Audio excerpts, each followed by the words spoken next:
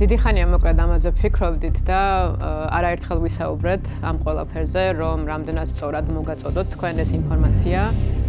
მაგრამ მე მგონი მივედით იმ ეტაპზე, რომ ეხლა გვინდა ჩავწეროთ ვიდეოები და გესაუბროთ ჩვენს გავლილ 10 წელზე, თანაცხოვრების 10 წელზე. ეს იყო ჰუკი, მეგობრებო, რა თქმა უნდა, ყველაფერი კარგად არის. ფლად გაქაჩითაც არ ყოფილი ვარ. დავოჯახდით და მაშინ გავიცანით ჩემი მეუღლე და ყველაფერი წავიდა ძალიან ცუდისკენ და გამოჩნდა მისი ნამდვილი ფერები. ეონა. ძალიან რთული იყო და დეპრესიის რაღაცა შეტევებიც მქონდა. ანუ აუცილებელია? კი, აუცილებელია. მე მგონი 10 წელზე დავამგვალებთ ხა. და არ მჭირდება შელამაზება 10 წლის მერე რა შელამაზება მინდა მითხარი რაც ხდება რა. კიდევ ერთი სტრესი. ყველას კი არ გასწავლი, უბრალოდ გეუბნები. თანაცხოვრება, ანუ მე სხვანაირად იცნობ ერთმანეთს. როგორ გავუჩინო 10 წლის ურთიერთობის შემდეგ პეპლები მუცელში.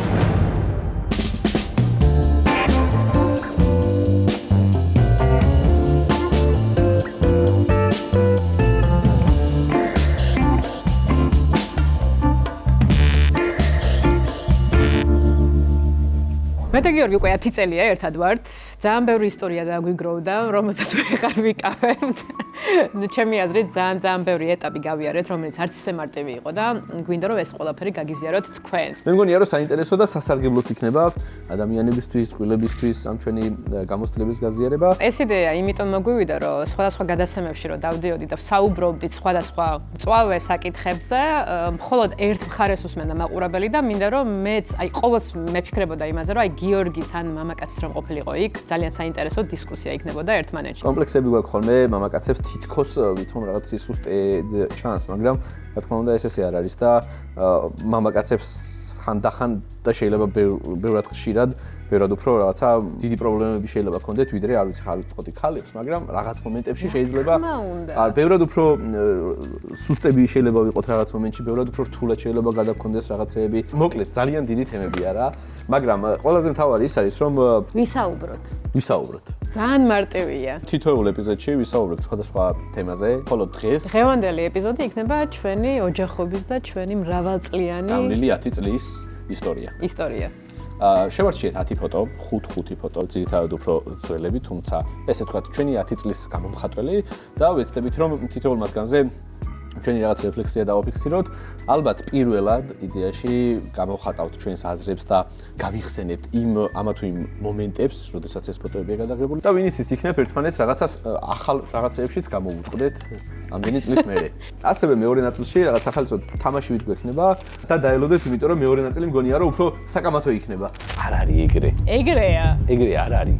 აბა როგორ არის? ეს არის საკითხები, მომზადებული გვაქვს, ასე რომ დავიწყოთ.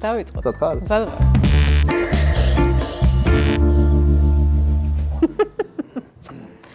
ეს არის ჩემი პირველი შეხვედრა გიორგისთან, by the way. აი ზუსტი სურათი არ არის, მაგრამ აი ესე გამოიყურებოდა, როცა შევხვდით ერთმანეთს რუსთაველზე. მაგრამ პრეისტორიას მოვყვები. სამსახურიდან მოკლედ დაგჭირდა ათლეტების დამატება და წაყვანა რაღაც ვიდეოების გადასაღებად. ათლეტები რა თქმა უნდა რაღაც ოფიციალური ათლეტები არა, უბრალოდ ბიჭები ვინც სრიალებდნენ და კარგად გამოსდიოდა სრიალი, სნოუბორდზე მაგალითად და გავიკითხე 1-2 ბიჭი და ერთ-ერთი აღმოჩნდა გიორგი, დავამატე მეგობრებში, სამწუხაროდ პროექტი არ შესრულდა, ჩავარდა და მეგობრებში მაინც შემრჩა. მერე რაღაც პერიოდი გავიდა, დავდე აი ეს სურათი, ჩემს მეჯვარესთან ერთად. რაზეც ეს სურათი იყო, ვიყავით რაღაც გერმანია საქართველოს მატჩზე და მწარედ ვაგებთ რაღაცა და სასაცილო რაღაც კეპშენი მქონდა რომ არ ვნებდებით თუ რაღაცა და ნუ მაგაზე აღადავდა მომწერა რომ რაც არ ნებდებით წავაკეთ და რაღაცეებიო. დავიწყეთ საუბარი და მე წავიდა ჩვენი ესე თქვათ DM-ებში უკვე ინფორმაციის გაცვლა. ეს იყო დასაწყისი ურთიერთობების პირველ შეხვედრაზე. მეთქი რომ აი წამო შევხვდეთ, რავი. გავდივარ მაინც უნდა ვიკატავო მეთქი ვარჯიშობ. არა, მართლა ეგრე ფიქრობდი? მართლა ეგრე ფიქრობდი, რომ მეთქი, იმიტომ რომ ეს პაემანი და ქუსლებები და კოსტუმებით ეგ ტიპი არ ვიყავი, აი მეტყობა კიდეც არ მიყვარდა რა და გამოვდივარ მეთქი და გამოშენს რომ გნახავ თქო. აი, ახლა სიტუაცია, მე ვდგავარ რუსთაველზე, გიორგი მეუბნება რომ მალე მოვალო, უცებ ვიღაცა ესე ეკიპირებით, სახე არ უჩას არაფერი და მოკრის დაუნხილით, გადმოვიდა, გადამკოცნა როგორ ხარ და მე ესეთი ვდგავარ, რა ხდება? ანუ ისე მოვიქეცი გეგონება ეს ამას ყოველ საღამოს ვაკეთებდი რა, რომ აი თო ეს რაღაც ესე ჩვეულებრივ ხდებოდი. ეგრე მოვიქეცი როგორც ჩანს რა, არა და დიდი ხანი ფიქრობდი მაგაზე? რაზე, ესე რომ უნდა მექნა? შესავალი როგორი უნდა გაიგებო? ეგეთი ვიყავი, ანუ მაგ დროს ესე ვიქცევ, ესეთი ვიყავი, არ მიფიქრია საერთოდ. ჩემი დასაწყისი პირველი ფოტო არის ეს. გახსოვს? კი. მოკლედ, გაცნობის შემდეგ 6 თვე ხდებოდი ერთმანეთს ისე რომ არავინ არ იცოდა საერთოდ რომ ჩვენ ერთმანეთს ვიცნობდით საერთოდ, არათუ ხდებოდით. და ეს იყო 6 ყველაზე მაგარი თვე, იმიტომ რომ ერთმანეთისთვის მიყვარხარაც კი არ ქონდა ნათქვამი, არაფერი არ ქონდა ნათქვამი, უბრალოდ ერთმანეთს ხვდებოდით და კარგად ვიყავით. ლაპარაკობდით, ფეხით დავდიოდით ძალიან ბევრს, იმიტომ რომ არც ვიცოდი მანქანა ყავდა თურმე ოჯახის და მაგით დადიოდა ხოლმე. არც ვიცოდი, ანუ არაფერი, უბრალოდ ვიცოდი რომ დაახლოებით იქ ცხოვრობდა. მე იცოდა რომ იქ მუშაობდი და აი საღამოობით ხვდებოდით ერთმანეთს და ბევრს ბოდიალობდით რა. მე მგონი ესეთი პირველი ფოტო იყო, რაც თეონას გადავუღე რაღაცა, ბევრს არ ვიღებთ ხა მობილური. და სოციალურ მედიაში დადე. ხო, პირველი ფოტო იყო, რომელიც Instagram-ზე დავდე. მაგრამ ეს რო დადე, უეჭველი შენები დაგისვამდნენ ერთად კითხვას. ხო, არ მახსოვს ზუსტად. კი, მიიღო ინტერესი, მაგრამ მე დავბლოკე რა თქმა უნდა, მეთქი დაიკითხე. ჩათი ვიპოვეთ მეგობრებო ამ მომენტში. ჩემ ამიდაშვილს წერ რა. რეზის წერ ესეთ რამეს, რომ მოგწონს ერთმანეთი და ხვდებით და ზედმეტი არაფერი. ქალაქში ახალია ხო? არაა ჩემსავით ათქვეფილი ქალაქში მეთქი. არა და ეს ახალი ჩამოსული არის. არა, მე ხა 4 წელი. მე რა მაგ ნათქვამი, იცი? თვითონაც ისეთი არაა, ცანცარა, ბევრს ფიქრობს. ამისი კილო და ლაპარაკი მევასება ნახევრად ქართული და ინგლისურად რო დაიწყებს ხო არ მესმის ისე ჩქარა ბაზრობს, მაგრამ ანუ ჩქარა რო ბაზრობს, ხო არ მესმის ხო ეხა ისე კარგად, მაგრამ მევასება მეთქი. ეს იყო ჩვენი პირველი დიდი ხნის დაშორება, იმიტომ რომ კორეაში მიფრინავდი მაშინ და გამაცილე თუ წინა დღე იყო და ჯერ კიდევ შეყვარებულები ვიყავით. შეყვარებულები ვიყავით და 2 კვირით წავედი მე მგონი კორეაში. ძალიან გული გწუხებოდა. და სულ მესიჯობის პერიოდი რო იყო. კაია ყველაფერი გავლილი რომ აქ. ჩემი ყველაზე რთული პერიოდი იყო, როცა მივედით იმ ეტაპამდე, რომ მშობლებმა გაიგეს, ანუ დედაჩემმა გაიგო უკვე რომ ვიღაცას ხვდებოდი. მოვიდა იმის პერიოდი, რომ გაეცნო გიორგის მშობლები და აი ეს არის იქიდან სურათი. ეს ოჯახების გაცნობის. კი. როგორი ხალხი დახვდება ხო ძალიან დიდი მნიშვნელობა აქვს ხა. ამ შემთხვევაში გამიმართლა და რაღაცა გია ძალიან მეგობრულად ამბები მომიყვა ასე შემდეგ მარინა თავზე ყვებოდა და რაღაცა ძალიან ისეთი. მამაჩემს უბრალოდ მოეშვა გულზე რომ ვიღაცა გამოჩნდა. თან კაი ოჯახიდან და რომ გაიცნო ჩაეხუტა მომიყვა ისტორიები და ასე შემდეგ. შემდეგი არის ერთ-ერთი ყველაზე მნიშვნელოვანი ჩვენი ცხოვრების განმავლობაში მნიშვნელოვანი მოვლენა ეს არის ხელის თხოვნა. მაშინ არ ვიყავით კონტენტ კრეატორები მეგობრებო, არ ვაკეთებდით კონტენტს, არ ვაკეთებდით ბიზნესს და რაღაცა ეს იყო პირველი გავარდნა სიმართლე რო გითხრათ. ეს იყო პირველი ვიდეო, რომელიც ხო, რაღაცა ბევრი ნახვები ქონდა და რაღაცა ძალიან ისეთი გამოვიდა. მაგის შემდეგ რაღაც ტელევიზიებშიც მიგვიწვიეს და რაღაცები კიდე ვარდებით მოგატანინეს დრონებით თუ გახსოვს. საქართველოში 2 დრონი იყო და ორივე იქ იყო რა. თეო არ ელოდა, მაგრამ უკვე რაღაც ჰოტელი. ეს გახსოვს სად იყო გადაღებული? კი, გორში. გორში. პირველი იყო როცა თეოს ნათესაობა, ესე ვნახე, გავიცანი და საკმაოდ ისე მიჩნდა. მე ძალიან კარგად მახსოვს აქ რომ აი აქ ვფიქრობდი რომ მე მგონი ეს ბიჭი მიყვარდება მეთქი. აი ძალიან კარგად მახსოვს რომ იმედია ეს ყველაფერი გამოვა, იმიტომ რომ უკვე გძნობდი რომ ცოტა შემომეყვარა და ვფიქრობდი რომ იმედია გულს არ მატკენს თქო. აი ეგ მახსოვს ეგ განცდები. და შემდეგ მოხდა ეს ამბავი მეგობრებო. მეგრევე. ეს სწრაფად მოხდა. პირველად ძალიან მნიშვნელოვანია როგორ გამოუწყდით ერთმანეთს რომ გვიყვარდა ერთმანეთი. გოგოსთვის არ მქონდა თქვა რომ მიყვარხარა, იმიტომ რომ აი მაგას ვინახავდი მაგ სიტყვას. ესე რა. და თეონასთვისაც არ მქონდა თქვამი 6 თვე, სანამ ცუდად არ გავხდით. და მე მომიწია ყოველდღე სიარული სამონტყოფოში, სადაც რა თქმა უნდა დედამისი იყო, დეიდამისი, დები, ძმები და ნენელა მიხვდა რომ ვიღაცა გოგო ყოველდღე დადის გიორგის სანახავად. და მეკითხები ვინ არის? მეგობარია. მე კი როდის აქეთ დადიან ეს გოგოი მეგობრები შენთან. თან მარტო ერთი მეგობარი ყოველდღე დადიოდა. ბოლოს დედაჩემი მოვიდა და მითხრა რა, მოკლედ გვითხარიო რა, ვინ არის ეს გოგო? ეგრე სად არისო? ანუ ესე მოდისო ადამიანიო რაღაც არც ვიცითო სტატუსიო. მეგობარი აშკარად არ არისო და თუ შეყვარებულია გვითხარიო, თუ არ არისო და რაღაც გავაგებინეო რა.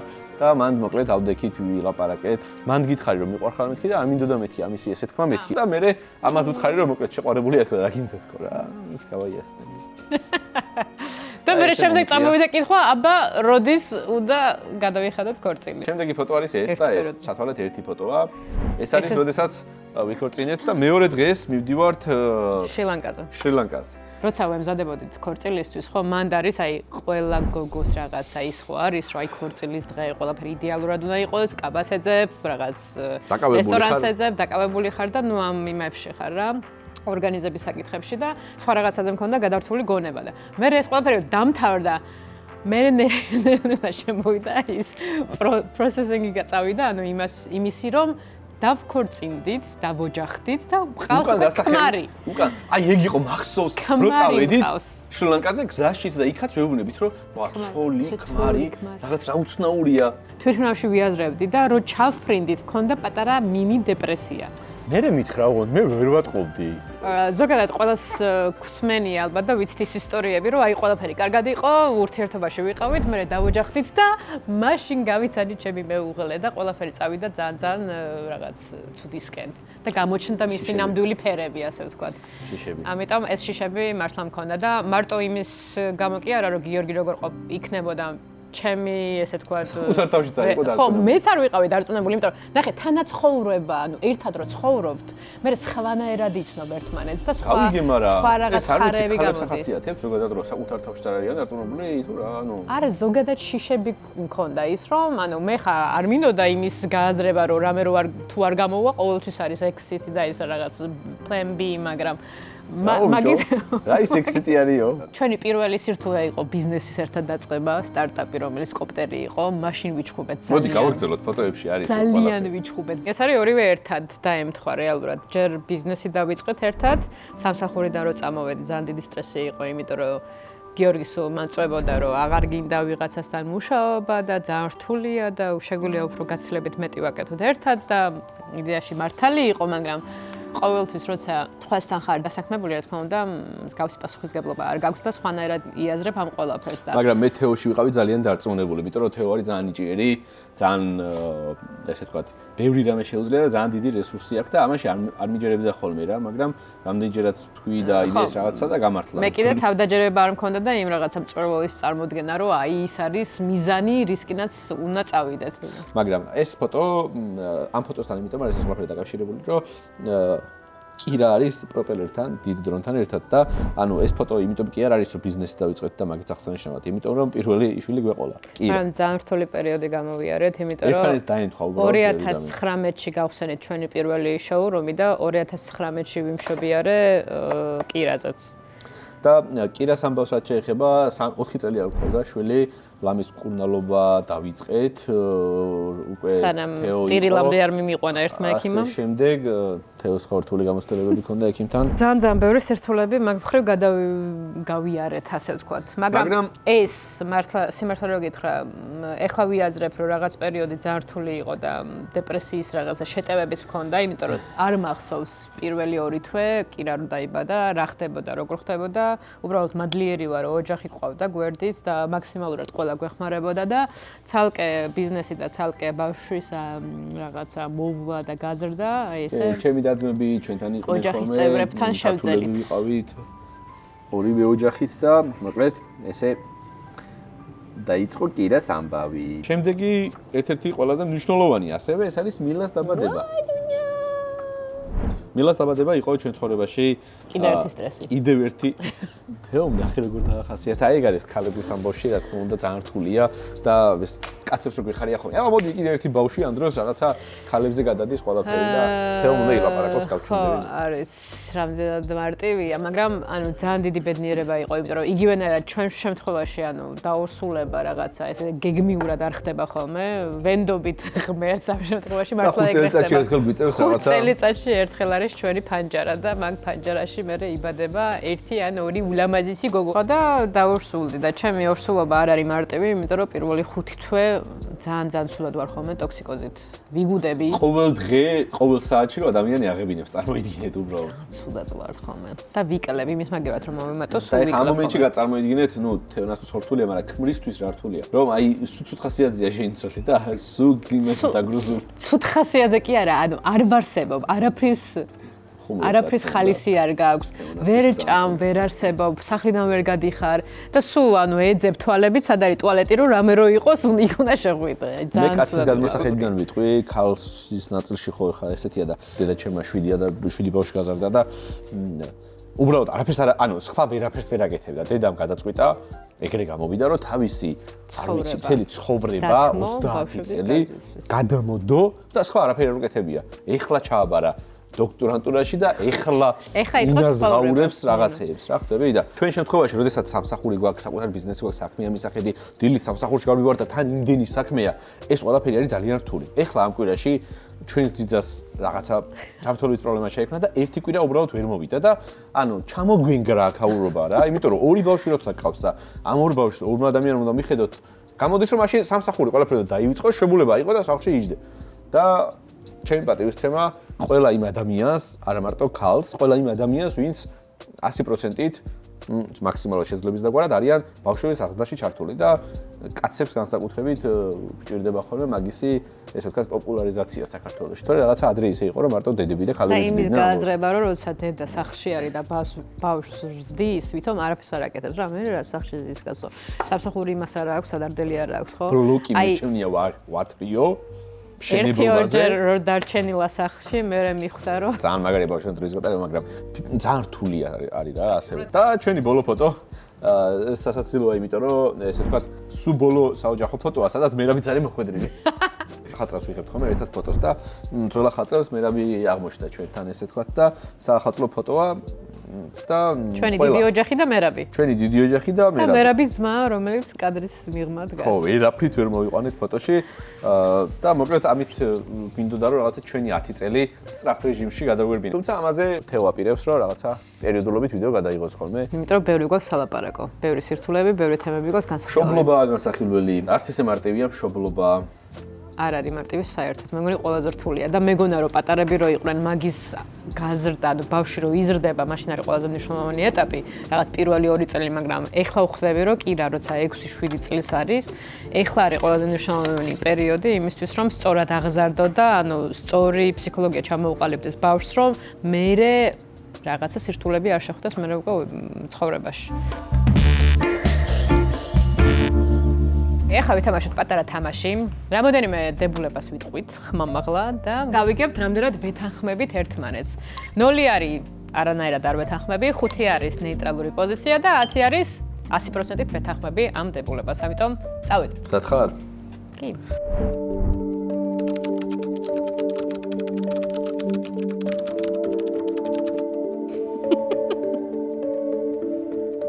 სამი, 2, 1.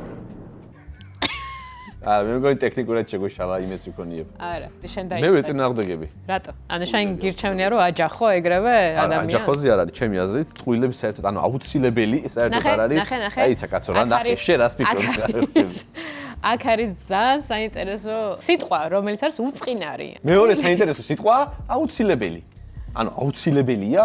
კი, აუცილებელია. რა არის? თეო, მცირე უწყინარი ტყუილები აუცილებელია? კაი, მე მაგალითად მე მგონი 10 წელზე დავამგვალებ. მე ვარ people pleaser. იმიტომ რომ მე რო ვხედავ რომ ვიღაცა არის ძალიან რაღაც ცუდ ხასიათზე ან რაღაცა მხარდაჭერა ჭირდება, სიმართლეს ვეტყვი. ამ შემთხვევაში ჩვენს ურთიერთობაზეა საუბარი. მიხვდი? მარა მარტო ურთიერთობაზე ზოგადად. ურთიერთობაში რო გითხრა. აი მაგალითად შენ რომ მითხრა ეს ვიდეო ხო საშინელებაა? შეიძლება არ იყოს მთლად გადასარევი, მაგრამ მე ვეტყვი რომ ძალიან კაი გამოვიდა და შეგაქებ და პირიქით ხარს დაგიჭერ, იმიტომ რომ მე ვფიქრობ რომ იმ მომენტში შენ გჭირდება მხარდაჭერა. პირიქით შენ რო გეუბნები მე შენგან მინდა რეალური ნამდვილი გეტყვი, მაგრამ უწყინარზე არის ლაპარაკი. მე არ ვლაპარაკობ რომ რაღაცა ძალიან მნიშვნელოვან საკითხებს რო იქ ტყუილები დავიწყო. მე ვლაპარაკობ უწყინარი პატარა ამბებზე, რომელიც შეიძლება იმ მომენტში გჭირდებოდეს ეს პატარა შექება. შეიძლება 100%-იანი არ იყოს, მაგრამ მე მაინც მხარს დაგიჭერ. მირჩევნია რომ ეგეთი უწყინარი ტყუილი შეხება არ მქონდეს, ვიდრე შემაქოდა იყოს ფეიკი და ტყუილი. ფეიკი არ არის, უბრალოდ შელამაზებული არის. ხო და ამ ჭირდება შელამაზება 10 წლის მერე რა შელამაზება მინდა მითხარი რაც ხდება რა. უწყინარები შეიძლება დაემატოს ერთმანეთს და უკვე წყინარი გახდეს, უგაქრეს ბევრი უწყინარით. კაროჩე, ჩემთან ეგ გააუქმე ფუნქცია. ჩემი აზრით ჰარმონიისთვის ტყუილები არაა საჭირო. ტყუილი არ არის. უწყინარი მაინც ტყუილია.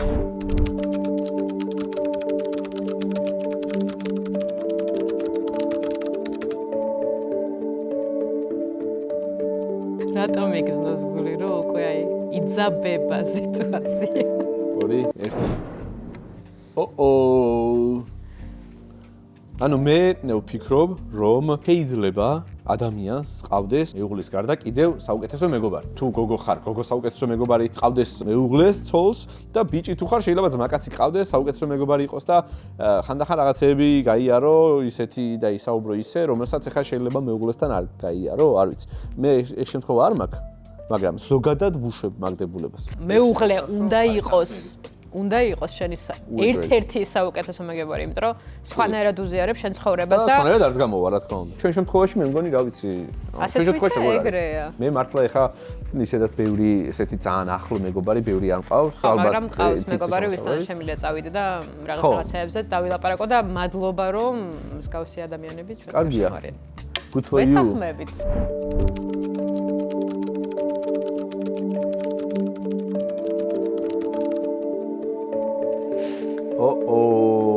სამი 2 1 ახლოს არის. კაი, შენ რატო გიწერია 7?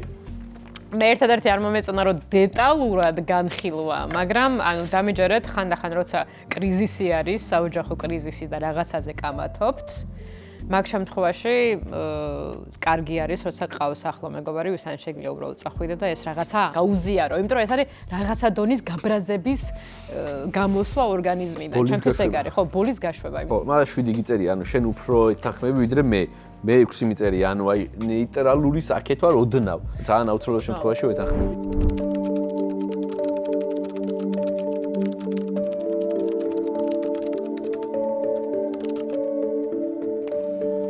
სამი 2 1 რა იყო? უფლება ყველას აქვს. რო თქვას რაც უნდა. რაც უნდა. მაგრამ იქ რამდენად მოითხოვება ეს რამდენად ჭირდება. აი, შენი აზრით ძალიან დელიკატურად და სწორად, რა თქმა უნდა, მეორე ნახევარმა თუ არ მიგითითა, ვინ უნდა მიგითითოს, მაგრამ მანდ ისეთ მნიშვნელოვანია, როგორ გეტყვი. ჩვენ ბევრჯერ გვიჩხუბია მაგაზე, როცა ვიღაცის რაღაცა მიგითება ან დარიგება, გამოუშვია ერთი ჩვენ არა, ძირითადად შენ, თეო. იმიტომ რომ მე რაღაცას გეტყვი, ჭკუას რატომ მასწავლი ეგ გაქვს და ჭკუას კი არ გასწავლი, უბრალოდ გეუბნები, იმიტომ რომ მე ვარ შენს გვერდით. ხო, მაგრამ ნახე თქმის ფორმასაც გააჩნია. გეთანხმები. ერთი წამი micromanagers მეძახი, იმიტომ რომ იმდენად დეტალურად იცის ხოლმე ჩაღრმავება, გიგონება გუშინ დაიბადეო და არაფერი არ იცის ცხოვრების. ხო, მაგრამ მე სპეციალურად კი არ ვერევი, უბრალოდ მე task management-ი მევასება და ზოგადად რაღაცების დეტალებში, ანუ დეტალებზე ორიენტირებული ვიზუნარი მაქვს CV-ში ესე მეწერა. ძალიან კაია. გამოიყენე სამსახურში, სხვებთან, მაგრამ ოჯახში არ მოგეთხოვება. რაღაც ხრივ. Thanks. Agreed.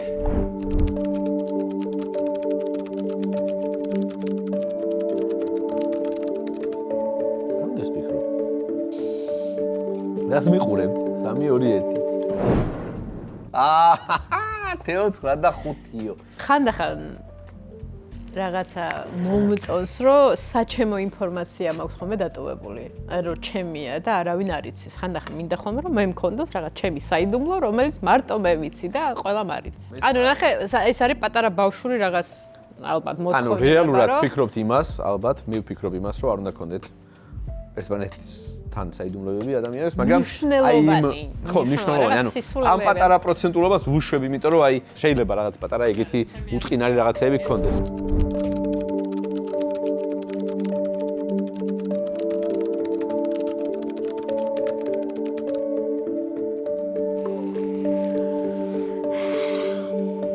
სამი 2 1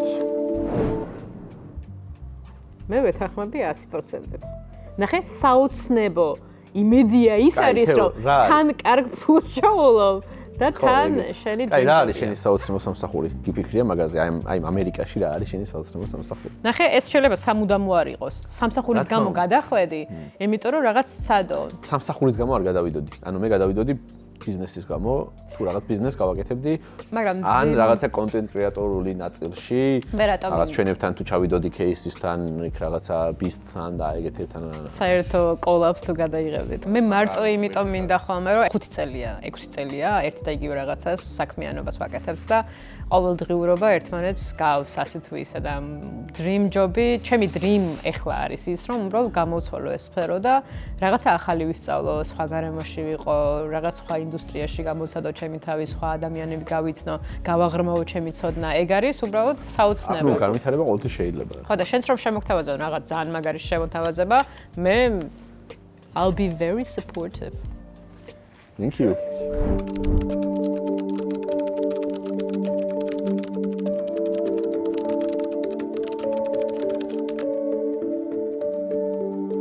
ზად ვარ, კაცო, რა თუ ნამდვილი ვიქნი.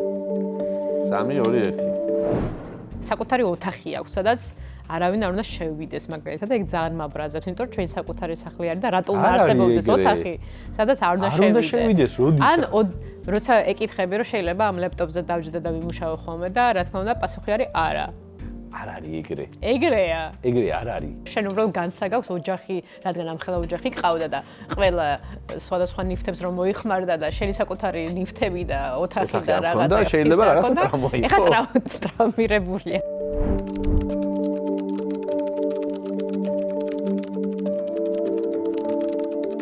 მე მარტივი პასუხი მაქვს მაგაზე და თეონა ხდება რომ რაღაცაში არ ვეთანხმებით. რა ვიცოდი მაგას რო ეტყოდი. ბავშვების საჭიროებები ყოველთვის უფრო მაღლა დგას, ვიდრე და იმასაც არ ვეთანხმები, რომ ყოველთვის მაღლა დგას. მაშინ მაგ შემთხვევაში დავწერდი ესე 8. აჰა. ნახე, ყოველთვის ყველა ფიქრობს ბავშვზე მხოლოდ. ბავშვის, რა თქმა უნდა, ჯანმრთელობაზე აქ არ მაქვს ლაპარაკი და კვებაზე. შეიძლება ინტერესები ქონდეს განვითარების ან რაღაცეები, მაგრამ მშობლის რაღაც ჯანმრთელობა და არა, მშობლის ხარჯზე არ უნდა მოხდეს მაგას. ფსიქოლოგიური განწყობა და რაღაცა გადატვირთვა, მაინც არ უნდა ხდებოდეს, უნდა იყოს ბალანსი.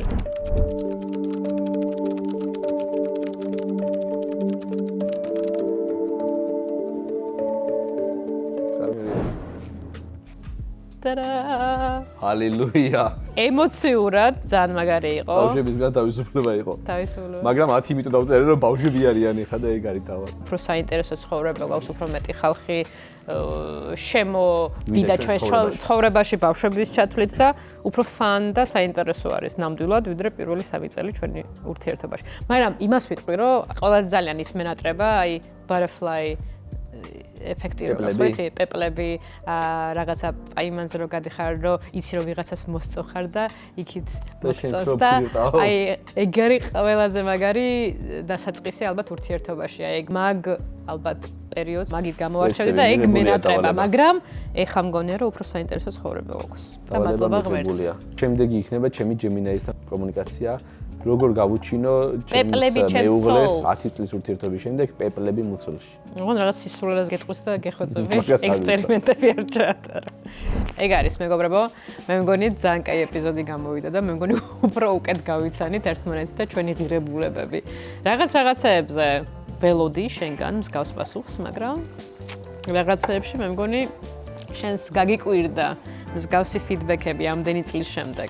საბოლოო ჯამში ჩემი აზრით ძალიან კაი გამოვიდა ეს ეპიზოდი და შემდეგ ვიდეოებში უფრო ჩაუღრმავდებით თემებს და ჩემი აზრით უფრო საინტერესო იქნება ჩვენი განხილვა რაღაც კონკრეტულ თემებზე, განსაკუთრებით ვფიქრობ, რომ ეს შეეხება შვილებს, ჩვენს მომავალს. და კიდევ ბევრი რამეა, რაშიც ერთმანეთს ავეთანხმებით ხოლმე და მაგის გავლა გვინდა, იმიტომ რომ კაცის პერსპექტივა, ხალის პერსპექტივა საინტერესო განსახილველი არის. თუ მოგეწონათ, აუცილებლად დალაიქეთ, დაგვიკომენტარეთ, რას ფიქრობთ ამ საკითხებზე. ძალიან მაინტერესებს ასევე თქვენი აზრი, როგორ განიხილავდით ამ საკითხებს და რაც ყველაზე მთავარია, გამოიწერეთ ჩემი არხი და აწი უკვე შევხვდებით შემდეგ ეპიზოდში.